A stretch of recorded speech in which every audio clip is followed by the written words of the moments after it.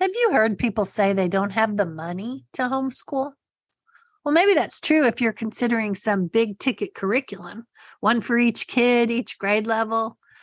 But if you're here listening to this podcast or reading along at the blog, you're at least open to the idea that you could create a rich learning environment without that big curriculum purchase. So maybe you're hopping onto this podcast hoping I'm going to give you a bunch of ideas for low budget resources. Don't worry, I am. Our Unschooling Mom to Mom Facebook group, which now has 45,000 members, moms and dads interested in unschooling. Well, we gathered 40 different things for you to do with your kids to create that full, rich learning environment, all low cost or free. I've pulled it together for you in a single page PDF because I'll tell you, unschooling parents find a way. I'm so glad to show you what I mean. So don't miss out on this free PDF. It's at the blog and also in the show notes. And if you're new to the Unschooling Mom to Mom podcast, I'm Sue Patterson, your host. I unschooled my own kids who are 33, 31, and 28, each taking different paths, all successfully pursuing what interested them. Doors didn't close. They got into college or other higher level learning institutions tied to their interest. They own homes and businesses and families, and they loved their childhoods. And I'm here because I want that for you too. I have courses and guides and communities, all sorts of ways to help you over at the unschoolingmomtomom.com website. So go look around. But today we're talking about what to do if we're pinching pennies. How can we unschool on a budget? The most obvious expense unschoolers avoid is curriculum. Countless numbers of parents talk about being convinced a particular curriculum would be a great fit, only to dread seeing it gather dust on some shelf somewhere. So we get to skip that. And that money can be used elsewhere. Money that would have been spent on fundraisers or tuition or uniforms or books can now go towards season passes and road trips and faster internet and hobbies and curiosities. A reallocation of funds, so to speak. But before we dive in, I do want to acknowledge that having less funds can be harder. Whether you're raising kids in or out of school, it takes a certain amount of money. And sometimes families shift their priorities so their children can have more of what they need to flourish. So here's the truth. When you have time to spend with your kids and you can help them expand their world somehow, following their interests and exploring curiosities with them, valuing their choices and helping them develop confidence, that doesn't take money.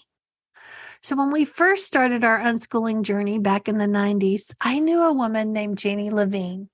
She was in Washington State and was unschooling her teenager. She said, all you really need is a bus pass and a library card. I always want to share that with anyone and everyone. So don't let anyone tell you, and don't tell yourself otherwise. All right. So with a little bit of creativity, parents can make the shifts needed to unschool, even when the funds are low. Lots will depend on the parent's attitude. Looking for abundance instead of scarcity, getting out of that comparison game. These two mindset shifts will really help you. Families are shifting towards prioritizing creating a full, rich life for our kids means that it doesn't have to be expensive. It's just a little bit of shift. Sometimes our priorities before unschooling may have been different. And one of the huge advantages to unschooling is having the ability to pivot when you see fit. No outside approval needed. No, we have to finish this first. No wasted money. The situation changes or the intention changes, and you can do whatever you need to do. So in order to do that, let's talk about a little bit first, making some shifts. We can always shift our financial priorities. We just have to weigh out what matters most. If you've been caught up in the keeping up with the Joneses rat race, you might consider rethinking that. It's the first place to make cuts. Those things you spend money on that are for appearance's sake, they might even be big. You might consider buying a smaller home, a used car, a thrift shop purchase, changing to more flexible work schedules. My point is to think about where you're putting your money and where could you make some changes. The next mind shift has to do with parenting choices. Parents are obviously responsible for all the finances, but that's not a forever thing. Sometimes we need to remind ourselves that we have our entire lives to do what we want to do. If you're thinking there's still one thing you'd like to have, maybe you can make sacrifices in other areas and get it. Or maybe you need to remind yourself that there's plenty of time when the kids are grown. I'm not saying you can't have what you want while they're still under your roof. Far from it. A huge advantage of unschooling is living right alongside our kids, making choices and loving our lives too. But I'm mentioning this because full-time parenting usually only lasts about a quarter of your life. Everything doesn't have to happen all at once. It helps to remember that we have choices all the time. So the next is about developing self-confidence. If you're leaning toward that math curriculum that says it will handle it all for you, it's time to notice something. Growing up in a capitalist society, as most of us have, we've really been trained to do two things. Throw money at a problem if we get nervous and find an expert, because certainly we're not smart enough or capable enough to manage our own lives. Marketing has pushed us to spend more, often more than we even have. And then that contributes to feeling badly about ourselves. We follow their advice, we buy the stuff, then the kids don't like it or it's not that great, and we blame ourselves instead of the company for making something lame. And that idea about finding experts, John Holt talks about how we're conditioned to not trust ourselves. So it's no wonder we tend to want to push the responsibility off our shoulders and onto someone who seems more competent. So this is a mind shift idea to be aware of and maybe to work on. And the fourth shift is to stop making comparisons. We're all on budgets of some sort, or most of us are. And some of us have really been heavily indoctrinated with comparisons. We can feel jealous or envious about others having more. My mom used to always tell me, the Gettys are jealous of the Rockefellers. No one is ever satisfied. But I think we can read more about abundance and scarcity and get ourselves onto steadier ground. We want to individualize our lives. So that means what other people are doing isn't even relevant. Okay, so how to unschool on a budget. Let's think about what we have right under our noses, everyday life at home.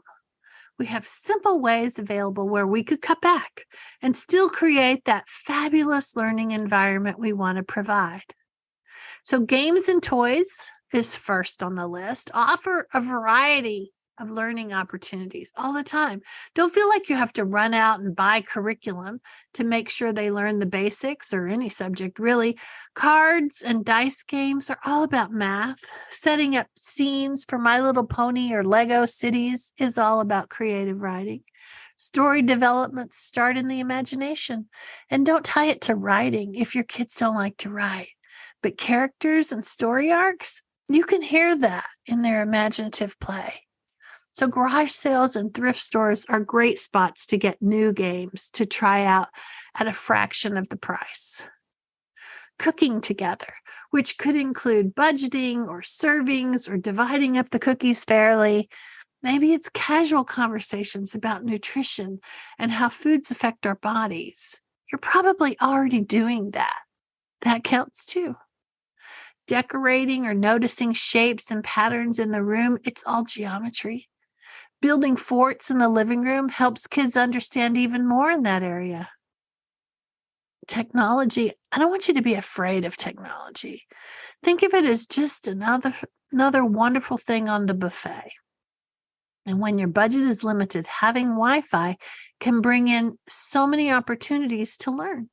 From Googling to videos to games and apps, it can all help expand your kids' worlds. Don't let society's anti-internet perspective keep you from all the free information that's available for you and for your kids.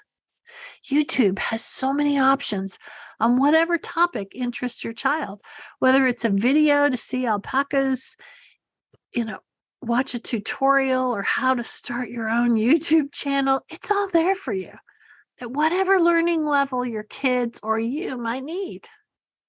Online resources such as educational websites or videos or tutorials, they're there. And many of these resources are free and can be found through a quick internet search. So when we go out and about and we're looking out into our communities, I remember my kids saying, why do they call us homeschoolers when we're hardly ever at home? Well, we did have a few years where we were on the go a lot. So let me share what I know about tapping into the community without breaking the bank. So libraries have a lot going on, and not that many people are taking advantage of them anymore. So hop over there to see for yourself. Check out their story times if your kids are younger, or other events they may have on the schedule for the month. For bigger kids too. Sometimes they'll let you borrow videos and games as well as the books. And many libraries have really interesting structures and art on display, so look around. Museums, many of them have a free day, weekly or monthly. They also offer free or low-cost educational programs from time to time. It may be worth buying a membership so that you can take advantage of the members-only benefits. When we lived in California, we looked at different museum membership programs. Sometimes you could find a lower cost membership somewhere that had reciprocity at more expensive museums. So be sure to look around and compare costs and advantages if you have multiple museums nearby. And in case unschooling is new for you and you're not sure why you'd want to spend the money, think of the science and the history and the geography that comes from these museums. It's worth the investment. After all, you're not paying for those big curriculum packages that are just going to sit on the shelf. Recreation centers nearby offer classes for kids too. And if art isn't your thing, but your kids love it, maybe that would be something to check out. Parks, find out where all the parks are in your community and schedule time to play at each one. Big parks as well as little obscure spots in neighborhoods. Find out what they like and don't like with each. Soon you'll have your favorites. Hike and bike trails are another option. While you're outside, where are they? They're free. And even if you're not super athletic, a stroll along easy trails will give you opportunities to talk about details of what you're seeing. And that's a ton of science and math. Plants, animals, weather, distance, so many topics are springing up around you. Farmers markets and local festivals give you opportunities to expand the world even more, learning a little about the agricultural, even entrepreneurial sides of your community. What produce is in season? What festival themes are chosen and why? Dollar movie theaters or matinees offer the movie theater experience at a much lower price.